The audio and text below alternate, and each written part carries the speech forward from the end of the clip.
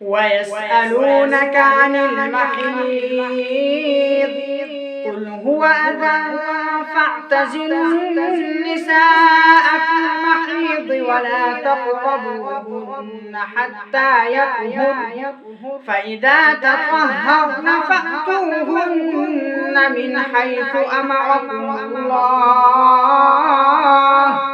إن الله يحب التوابين ويحب المتطهرين.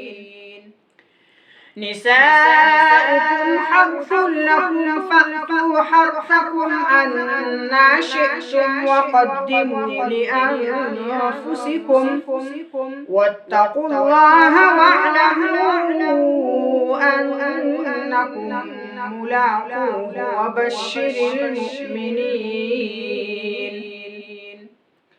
ولا تجعلوا الله عرضة لأيمانكم أن تبروا وتتقوا وتصلحوا بين الناس والله سميع عليم.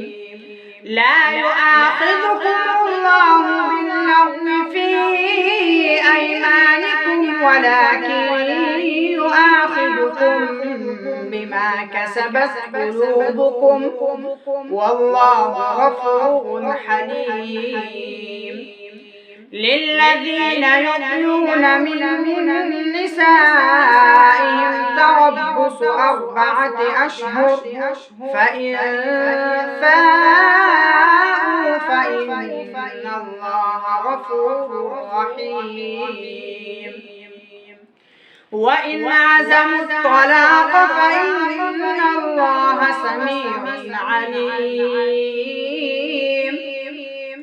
والمطلقات يتربصن بأنفسهن 3 قروء ولا يحل لهن أن يكتمن ما خلق الله في أرحامهن إن كن يؤمن بالله واليوم الآخر وبعولتهن أحق بردهن في ذلك إن أرادوا إصلاحا ولهن مثل الذي عليهن بالمعروف وللرجال عليهن درجة والله عزيز حكيم.